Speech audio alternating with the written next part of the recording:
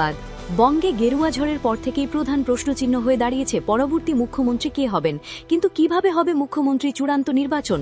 BJP দলসূত্রে খবর, সম্ভবত রাজনাথকেই বিধায়ক দলের নেতা বাছাইয়ের দায়িত্ব নেওয়া হবে।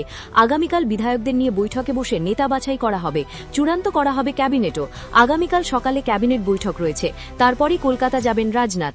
তারপর প্রধানমন্ত্রীর নেতৃত্বে হবে পার্লামেন্টারি বোর্ডের বৈঠক। আগামী 1 থেকে 2 দিনের মধ্যে সেই প্রক্রিয়া শেষ হবে। দিল্লিতে প্রধানমন্ত্রীর নেতৃত্বে বিজেপি পার্লামেন্টারি বোর্ডের মিটিং হবে, আর পার্লামেন্টারি বোর্ডেই মুখ্যমন্ত্রী কে হবেন সে বিষয়ে চূড়ান্ত সিদ্ধান্ত হওয়ার কথা। এই সিদ্ধান্তের পরই বিধায়ক দলের সঙ্গে বৈঠক হবে, তারপরই সামনে আসবে মুখ্যমন্ত্রীর নাম। সব প্রক্রিয়া শেষ হতে হতে 7 তারিখ হবে বলে খবর।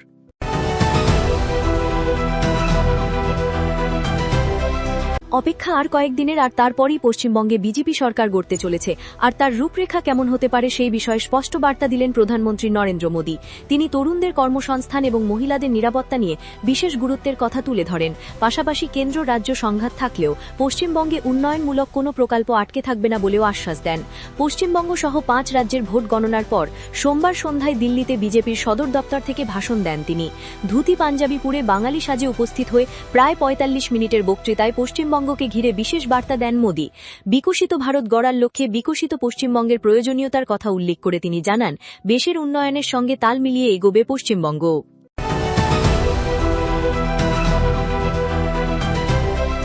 ওড়িশা এবং মধ্যপ্রদেশে রয়েছে 2টি ঘূর্ণাবর্ত। ছত্তিশগড় থেকে মণিপুর পর্যন্ত নিম্নচাপ অক্ষরেখা রয়েছে, যে অক্ষরেখাটি গামগেয় পশ্চিমবঙ্গের পর মেঘালয়ের ওপর দিয়ে বিস্তৃত। এর প্রভাবে প্রচুর জলীয় বাষ্প বাংলায় ঢুকছে। মৎস্যজীবীদের জন্য সতর্ক বার্তা জারি করা হয়েছে। পশ্চিমবঙ্গের উপকূল এবং উত্তর ওড়িশা উপকূলে মৎস্যজীবীদের সমুদ্রে যেতে নিষেধাজ্ঞা জারি রয়েছে। আজ মঙ্গলবার 5 মে পর্যন্ত নিষেধাজ্ঞা জারি রয়েছে আবহাওয়া দপ্তরের।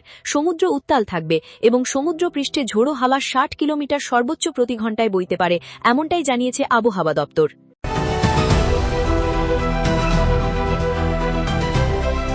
বাংলায় ফুটল পদ্ম। সোমবার বিধানসভা ভোটের ফল বেরোতেই রাজ্য জুড়ে গেরুয়া ঝড়। পদ্মের দাপটে দাঁড়াতেই পারল না ঘাসফুল শিবির।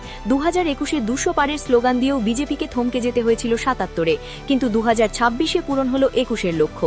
একাই 200-র বেশি আসন নিয়ে প্রথমবারের জন্য বাংলা দখল করে ইতিহাস গড়ল ভারতীয় জনতা পার্টি। শেষ পাওয়া আপডেট অনুযায়ী বিজেপি এগিয়ে রয়েছে 207টি আসন। এই প্রতিবেদন লেখার সময় কয়েকটি আসনে চূড়ান্ত ফল হয়নি। হারের মুখ দেখতে হয়েছে খোদ মুখ্যমন্ত্রী মমতা বন্দ্যোপাধ্যায় সহ মন্ত্রিসভার একাধিক হেভিওয়েটকে। 15,114 ভোটে মমতাকে হারিয়ে জয়ী হয়েছেন শুভেন্দু অধিকারী। এছাড়া তৃণমূল এগিয়ে রয়েছে 80টি আসনে। বাম আইএসএফ জোট পেয়েছে 2টি আসন, কংগ্রেস 2 ও অন্যান্যরা 2টি আসন পেয়েছেন।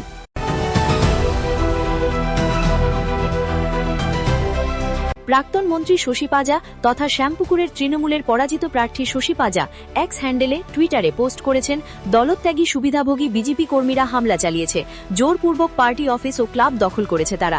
গতকাল সোমবার শশী পাজার আত্মসহায়কের বাড়িতেও হামলা করা হয় বলে অভিযোগ। উত্তর কলকাতার অন্যতম প্রাচীন এবং গুরুত্বপূর্ণ জনপদ শ্যামপুকুর উত্তর কলকাতার কেন্দ্রে অবস্থিত একটি অত্যন্ত গুরুত্বপূর্ণ অঞ্চল। এই বিধানসভা কেন্দ্রটি কলকাতা পুরসভার মোট 11টি ওয়ার্ড নিয়ে তৈরি। 7 থেকে 10, 17 থেকে 21, 24 এবং 26 নম্বর ওয়ার্ড। শহরের প্রাচীনতম এলাকাগুলির একটি শ্যামপুকুর আজও তার ঔপনিবেশিক ঐতিহ্য বহন করে চলেছে। শ্যামপুকুরের ইতিহাস কলকাতার ইতিহাসের সঙ্গে ওতপ্রোতভাবে জড়িত। জায়গাটি তার রাজকীয় অট্টালিকা এবং সাংস্কৃতিক প্রাণচঞ্চলতার জন্য পরিচিত। এই কেন্দ্রের অন্তর্গত জায়গাগুলি পুরনো কলকাতার চিহ্ন বহন করে। আহিরিটোলা, বাগবাজার, কুমোরটুলি এবং শ্যামবাজারের মতো আইকনিক এলাকাগুলির স্বাতন্ত্র্য রয়েছে। সেই এলাকায় এবার গেরুয়া ঝড়।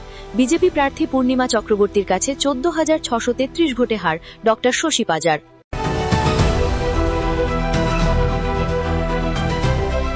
কলকাতা ভবানীপুরে পরাজিত মমতা, শেষ হাসি হাসলেন শুভেন্দুই। 15,114 ভোটে জয়ী শুভেন্দু অধিকারী।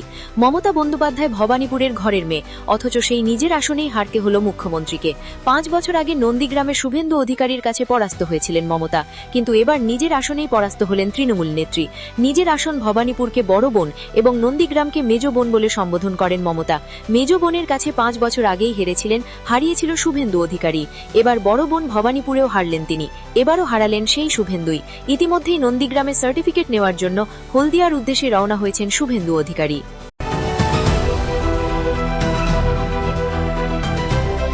চেন্নাই চতুর্থ মে বঙ্গে তৈরি হয়েছে ইতিহাস, কিন্তু এই ঐতিহাসিক মুহূর্তের মধ্যে আরেক ইতিহাস সৃষ্টি হয়েছে ভারতে, আর তা সৃষ্টি করেছে তামিলনাড়ুতে টিভিকে। রীতিমতো হুইসেল বাজিয়ে তামিলনাড়ুতে ব্লকবাস্টার হিট ডেলিভার করেছে বিজয় থালাপতি। 2026-এর তামিলনাড়ু নির্বাচনে ডিএমকে এআইডিএমকে বাইনারি ভেঙে ল্যান্ডস্লাইড জয় পেয়েছে তামিলাগা বেত্রিকাজাগাম। জিতেছে 108টি আসন। 234 সদস্যের তামিলনাড়ু বিধানসভায় সংখ্যাগরিষ্ঠতার জন্য প্রয়োজনীয় আসনের চেয়ে মাত্র 10টি আসন কম রয়েছে তাদের। তামিলনাড়ু নির্বাচনের ফলাফল একটি বিশাল রাজনৈতিক পরিবর্তনের ইঙ্গিত দিচ্ছে। এক্সিট পোলের পূর্বাভাস এবং আসল জনাদেশের মধ্যেকার বৈপরীত্য একটি প্রধান আলোচনার বিষয় হয়ে উঠেছে, যেখানে বেশিরভাগ সমস্যককারী অনুমান করেছিলেন যে টিভিকে মাত্র 0 থেকে 6টি আসন পাবে, সেখানে অ্যাক্সেস মাই ইন্ডিয়া একমাত্র ব্যতিক্রম হিসেবে আবির্ভূত হয়েছিল, যারা বিজয়ের দলের জন্য 98 থেকে 120টি আসনের পূর্বাভাস দিয়েছিল, যা এই ঐতিহাসিক ফলাফলেরই প্রতিছবি।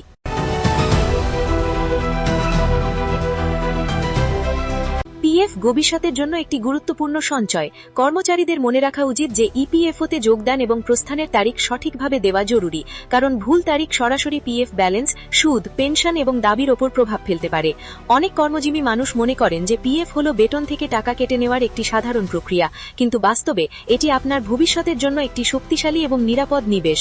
মূল কথাটি হল শুধু আপনিই নন, আপনার নিয়োগকর্তাও এতে অর্থ জমা করেন, যার ফলে আপনার সঞ্চয় দ্রুত বৃদ্ধি পায়। তাই প্রত্যেক কর্মচারীর জন্য তাদের পিএফ সংক্রান্ত গুরুত্বপূর্ণ তথ্যগুলো বোঝা এবং নিয়মিতভাবে তা পরীক্ষা করা জরুরি।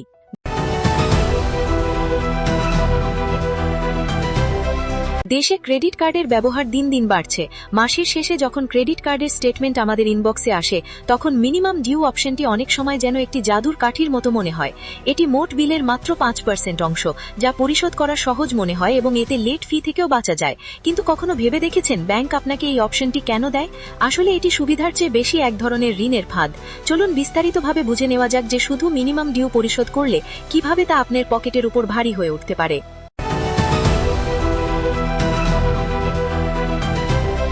2026-এর বিধানসভা নির্বাচনে বাংলায় জয় জয়কার বিজেপির।